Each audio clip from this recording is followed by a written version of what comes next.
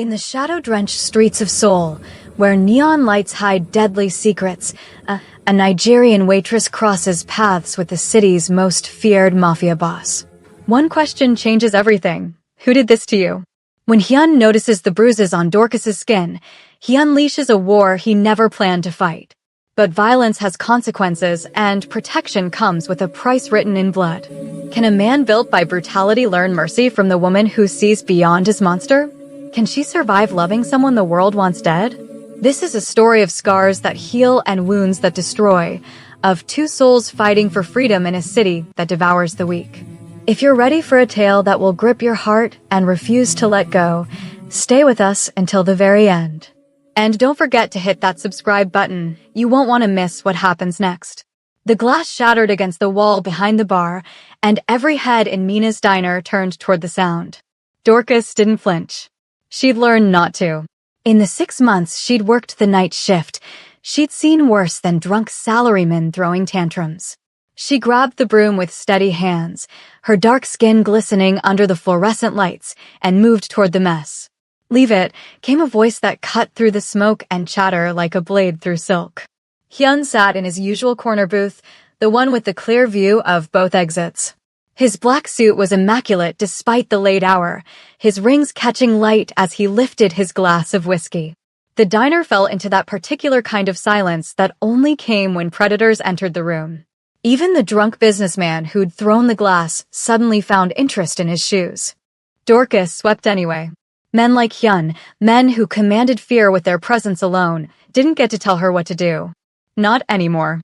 She'd left Nigeria to escape being told what she could and couldn't do, even if the freedom she'd found in Seoul came wrapped in debt and bruises she pretended not to feel. "You're stubborn," Hyun observed as she approached his table with a fresh pot of coffee. His Korean was crisp, educated, nothing like the rough street slang most of his men used. "You're a regular," Dorcas replied, pouring without being asked. "Black, no sugar. You remember." Something flickered in his eyes, surprise, maybe, or the ghost of it.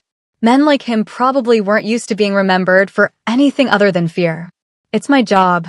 She turned to leave, but his hand shot out, catching her wrist. Not roughly, but with enough firmness to stop her mid-step. The entire diner seemed to hold its breath. Hyun's men, scattered at various tables, tensed. One reached inside his jacket. But Hyun wasn't looking at them. He was staring at the dark purple bruise encircling Dorcas's wrist like a grotesque bracelet, at the yellowing marks that crawled up her forearm where her sleeve had ridden up. His voice, when it came, was barely above a whisper. "Who did this to you?" Dorcas felt her heartbeat in her throat. She'd hidden the marks carefully, long sleeves even in summer's heat, makeup when the bruises colored her face, excuses when questions came too close. But this man with eyes like frozen rivers saw everything and, worse, seemed to care. "Nobody," she lied, trying to pull away. "I fell." Hyun's grip didn't tighten, but it didn't release either. He tilted his head, studying her face with the intensity of someone reading a complex equation. "I've heard every lie humans can tell. I've told most of them myself. Try again." "It's not your business." Her voice came out steadier than she felt. It wasn't.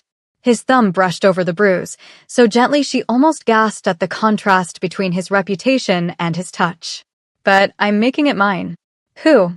The diner door chimed, and Mr. Park walked in, her manager, all fake smiles and designer knockoffs. His eyes found her immediately, narrowed at the sight of Hyun holding her wrist, and his expression shifted into something oily and placating. "Mr. Hyun," Park said in English, bowing deeply. "I hope this clumsy girl isn't bothering you. Dorcas, get back to work. Now." Dorcas felt Hyun's hand tighten microscopically on her wrist. The temperature in the room seemed to drop 10 degrees. "We were having a conversation," Hyun said, still in Korean, still not looking at Park. "About how she got these bruises." Park's laugh was nervous, high-pitched. "She's always falling, that one. Clumsy foreign girls, you know how it is. Not like our Korean women." Finally, Hyun looked at him. It was the kind of look that made grown men reconsider their life choices. "Interesting. Because these bruises look exactly like finger marks. And unless I'm mistaken, you're left-handed. Just like whoever grabbed her."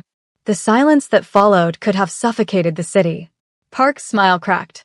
Mr. Hyun, surely you're not interested in. What I'm interested in, Hyun interrupted, releasing Dorcas's wrist, but not breaking eye contact with Park, is understanding why someone would put hands on what's mine. Dorcas's breath caught. She wasn't his, wasn't anyone's, but the claim hung in the air like a declaration of war. Park's face went through several colors before settling on pale. I didn't know, I would never, Mr. Hyun, please, there's been a misunderstanding. There has. Hyun stood, and despite Park being taller, he seemed to shrink. You misunderstood that you could touch her without consequences. Consider yourself corrected. He walked past Park, who practically flattened himself against the wall, and stopped at Dorcas's side. Your shift ends when? 5 a.m., she whispered, not sure why she was answering. My driver will wait outside. Go with him when you're done. I don't need. I know you don't. His voice softened, just a fraction. But you're going to accept anyway, because Park is connected to people who won't appreciate what happened here tonight, and I'd rather not scrape you off some back alley because you were too proud to accept help. Understood. Dorcas wanted to argue, wanted to tell him she'd been taking care of herself long before he noticed her existence. But the bruises on her wrist throbbed, and Park's face had gone from pale to calculating, and she realized with sudden clarity that Hyun was right. Whatever protection invisibility had offered her, it had shattered the moment Seoul's most dangerous man decided to care. Understood, she said. Hyun nodded once and left, his men flowing out behind him like shadows. The diner slowly returned to its normal chaos, but Park stared at her with barely concealed fury. You stupid girl, he hissed in English once Hyun was gone. Do you know what you've done? Before she could answer, he grabbed her arm, the same spot Hyun had touched and squeezed. Hard. Dorcas spit back a gasp. You're fired, Park spat. And you still owe me 3 months' rent and the agency fees. I want it by Friday or I'm calling immigration. Let's see how much your Mafia boyfriend cares when you're deported. He shoved her back and stormed toward his office. Dorcas stood in the middle of the diner, coffee pot still in hand, feeling her carefully constructed life crumbling. The other workers wouldn't meet her eyes. They knew the rules. Don't attract attention, don't make waves, don't trust anyone who promises protection. She'd broken all of them in the span of 5 minutes. At 5:03 a.m., she pushed through the diner's doors into Seoul's pre-dawn chill. A black Mercedes sat at the curb, engine purring. The driver, a young man with a scar running down his cheek, stepped out and opened the back door. Miss Dorcas, he said in heavily accented English. Mr. Hyun is waiting. She should have run. Should have gone back to her shared apartment, packed her things, and found a way to disappear into the city's margins. Instead, she got in the car. They drove through Seoul's awakening streets, past shuttered shops and early morning vendors, climbing into the hills where the city's wealthy kept their distance from the chaos below. The car stopped in front of a building that was all glass and steel, luxury apartments that cost more per month than she'd make in a year. Hyun waited in the lobby, changed into casual clothes, black jeans, and a simple white shirt that somehow made him look more dangerous than his suit had. Without the armor of formality, she could see the scars on his forearms. The way he moved like violence was always one breath away. You didn't have to come, he said. Your driver didn't give me much choice. A ghost of a smile. Minjun can be persuasive. Come. The elevator ride to the penthouse was silent. Dorcas watched the numbers climb, feeling like she was ascending into some alternate reality where mafia bosses rescued waitresses and everything made sense. The doors opened directly into his apartment, a sprawling space of minimalist furniture and floor-to-ceiling windows overlooking Seoul's glittering expanse. You're safe here, Hyun said, moving to the kitchen and pouring 2 glasses of water. Park works for the Namsan gang. They've been trying to move into my territory for months, using foreign workers as cheap labor for their underground casinos and worse. When I embarrassed Park in front of witnesses, I made his bosses look weak. Dorcas accepted the water with shaking hands. So I'm bait now? Something they'll use to get to you. Probably. His honesty was brutal and oddly refreshing. Which is why you're staying here until I deal with this. I'm not a dog you can just bring home. No, Hyun agreed, studying her over the rim of his glass. You're much more stubborn than any dog I've owned. But unless you have somewhere safer to go, somewhere Park and his friends won't find you, this is where you stay. Not as my possession. As my guest. And if I refuse? He shrugged. Then I'll have Minjun follow you everywhere, which will be inconvenient for both of you, and you'll eventually end up here anyway after someone tries to grab you off the street. We can skip the drama if you'd like. Dorcas sank onto the leather couch, exhaustion hitting her like a wave. She'd worked a double shift, been fired, and apparently declared war on a rival gang without meaning to. Her life had become a Korean crime drama, except the protagonist was supposed to be clever and resourceful, not just tired and scared. Why do you care? She asked finally. You've seen me serve coffee for months. Why no? Why me? Hyun was quiet for so long she thought he wouldn't answer. Then, my mother had bruises like yours. For years, I watched my father put them there, watched her make excuses, watched her fade into something less than human. I was too young to stop it then. Too weak. He turned to face her fully, and something raw flickered across his features.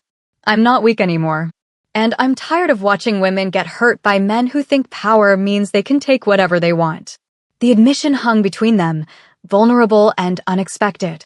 Dorcas saw past the Mafia boss to the boy who'd learned that love could wear bruises, that protection sometimes looked like violence. I'm sorry, she said softly. Don't be. Just let me handle this. Please. That please did more to convince her than any threat or command could have. She nodded, and something in Hyun's shoulders relaxed. There's a guest room down the hall. Get some sleep. We'll figure out the rest later. But Dorcas didn't sleep. She lay in the too-soft bed, staring at the ceiling, listening to the city wake up below. She thought about her mother back in Lagos, who'd sold jewelry to help pay for her plane ticket. About her dreams of university and a degree in international relations. About how quickly those dreams had dissolved into debt and desperation, into men like Park who saw foreign girls as commodities to be used and discarded. She thought about Hyun's hands, scarred and gentle, and wondered if someone built from violence could ever be anything else. 3 days passed in strange domesticity. Hyun left early and returned late, always with blood on his knuckles that he washed off before speaking to her. His men came and went, speaking in rapid Korean she couldn't fully follow, but she caught names: Park, Namsan, Retaliation. On the 4th night, Hyun came home with a split lip and blood soaking through his shirt. It's not mine, he said before she could ask, heading toward his bathroom. Don't worry. But Dorcas followed, watching as he peeled off the ruined shirt to reveal a tapestry of scars across his back and chest, bullet wounds, knife marks, the history of his life written in damaged flesh. Sit, she commanded, grabbing a first aid kit from under the sink. I said it's not. Sit. He sat.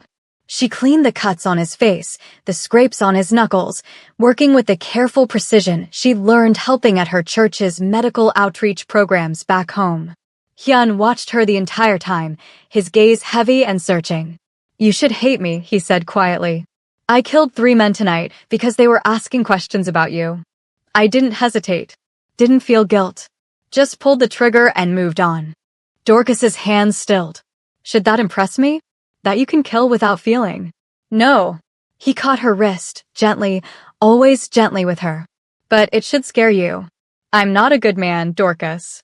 I'm what the city made me. My brother was supposed to take over the syndicate. He was smart, diplomatic, could have made us legitimate. But they killed him when I was 23, and I had to step up or watch everything he built crumble. So I became the monster they needed. The one who doesn't flinch, doesn't feel, doesn't stop. And now, she asked, meeting his eyes. Now I'm tired. The admission seemed to cost him. I'm 36 years old, and I've spent half my life drowning in blood. I don't remember what it feels like to be clean. Dorcas placed her hand over his, over the scars and the violence. Then get out. Walk away. Hyun laughed, bitter and sharp. There's no walking away from this life. The only exit is in a body bag. That's not true. You have money resources. I have enemies who've been waiting years for me to show weakness. The moment I try to leave, they'll see their chance. And everyone I care about becomes a target. His thumb traced the fading bruises on her wrist. Like you already are. The next morning, Dorcas woke to voices arguing in Korean. She crept to her bedroom door, cracking it open to see Hyun and an older man in an expensive suit facing off in the living room. "You're getting soft," the older man spat. "Over a girl? A foreign girl? Your father would be ashamed." "My father was a drunk who beat my mother to death," Hyun replied coldly. "I don't particularly care about his opinions. This isn't about your dead parents. It's about business. Park's gang is circling, and instead of crushing them like you should, you're playing house with some waitress. The men are starting to talk.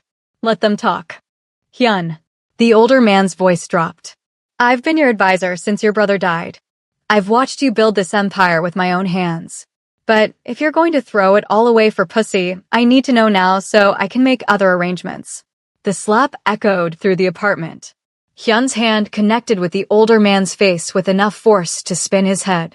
"You will never speak about her like that again," Hyun said, voice deadly quiet. "Am I understood, uncle?" The older man touched his reddening cheek, something calculating shifting behind his eyes. "Understood."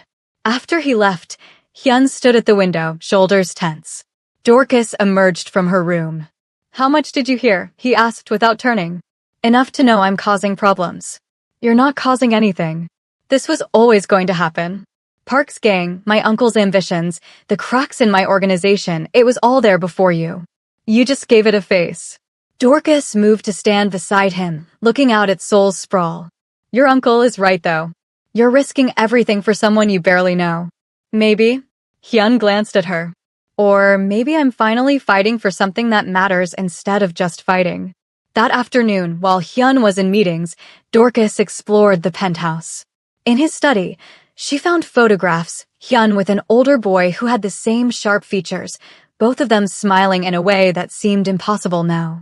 His brother, she realized. The one who was supposed to save them from this life. She found books too. Philosophy, poetry, novels in Korean and English. A guitar gathering dust in the corner. Evidence of a person who'd existed before the violence consumed him. "He taught me to play," Hyun said from the doorway, making her jump. She hadn't heard him return.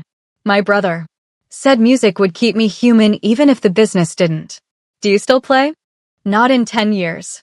He picked up the guitar, ran his fingers over the strings. They were out of tune, producing discordant notes. I'm not sure I remember how. But his hands found the chords anyway, muscle memory overriding time. He played something melancholic and beautiful, and Dorcas saw for the first time the man he might have been in a different life. The one who went to university, fell in love without casualties, measured his worth in something other than fear. When he finished, silence filled the room like an apology. "Teach me," Dorcas said. So he did. They spent the evening with the guitar between them, Hyun's scarred hands guiding hers, showing her where to press, how to strum. Their knees touched. His breath warmed her neck as he leaned in to adjust her grip. And Dorcas realized with sudden, terrifying clarity that she was falling for a man who'd promised her the only way out of his life was death. But the fragile peace shattered that night. The explosion tore through one of Hyun's nightclubs at 11:47 p.m., killing 2 security guards and 7 customers. Dorcas watched it on the news, the flames reflected in the penthouse windows, while Hyun's phone rang continuously with updates. His face was stone as he listened, but his hands gripped the counter hard enough to whiten his knuckles. "They found the device 20 feet from where you usually sit," his lieutenant reported. "If you'd been there tonight." "But I wasn't." Hyun's voice could have cut diamonds. "Because I was here." Which means they wanted to send a message. He hung up and immediately made another call. "Gather everyone. Every man, every weapon. I want Park's boss bleeding at my feet by sunrise." "Hyun, wait," Dorcas started, but he was already moving, pulling on his jacket, checking the gun at his hip. "Stay here. Don't leave. Minjun will guard the door. You can't just kill everyone." He spun on her, and for the first time, she saw the monster his enemies feared. "They tried to kill me. They killed 7 people instead. Innocent people whose only crime was being near my business.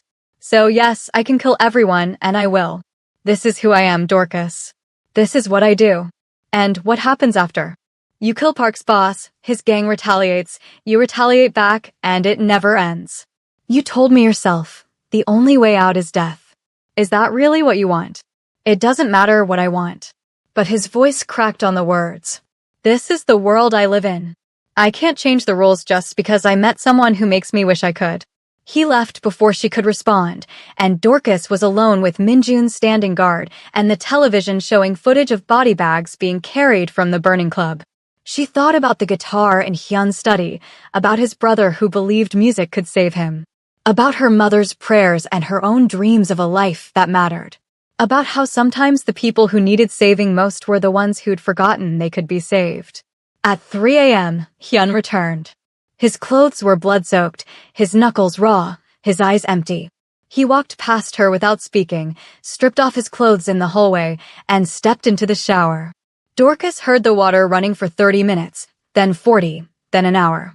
Finally, she knocked on the bathroom door. Hyun? No answer. She opened it slowly. He sat in the shower, knees drawn up, water cascading over him pink with diluted blood. He didn't look up when she entered, didn't react when she turned off the water and wrapped a towel around his shoulders. I killed 17 men tonight, he said flatly. Park's boss. His lieutenants. Anyone who stood between me and revenge. I burned their headquarters to the ground. My uncle called it magnificent. Said I was finally acting like a true leader again. Dorcas knelt beside him, not caring that the water soaked her clothes. And how do you feel? Nothing. He finally looked at her, and his eyes were dead. I feel nothing. I used to feel something, anger, satisfaction, at least the rush of survival. But tonight? Nothing. Just routine. Just the next thing on the list. Then stop. I can't. You can. She took his face in her hands, forcing him to look at her. You think you're too far gone, but you're not. You learned to play guitar again in one evening. You remember how to be gentle. You're not the monster you pretend to be, Hyun. You're just scared that if you stop fighting, you'll disappear. Maybe I should disappear. His voice was barely a whisper. Maybe the world would be better if I did. The world doesn't get to decide that. You do. Dorcas pressed her forehead to his. Choose differently. Choose life. Choose to walk away while you still can. Something broke in him then. He pulled her against him, burying his face in her shoulder, and shook with sobs he'd probably been holding back for years. Dorcas held him, this man who'd killed 17 people to protect her, who'd forgotten how to be human, but was trying to remember. In the following weeks, Hyun started making moves to leave the syndicate. Quiet moves, transferring assets, setting up his lieutenants for succession, making peace with rival gangs. His uncle watched with suspicious eyes, but said nothing. The organization was stable, profitable. If Hyun wanted to retire, he'd earned it. Dorcas enrolled in university, using money Hyun transferred anonymously. She moved into a small apartment near campus, safe and hers. Hyun visited when he could, and slowly, they built something that looked almost like a normal relationship. They cooked meals together, watched movies, made love without the weight of violence hanging over them. For 6 weeks, Dorcas allowed herself to believe in happy endings. Then his uncle made his move. It happened fast. Hyun's closest lieutenant, the one who was supposed to take over, was found dead, executed gang-style. 2 more of his loyal men disappeared.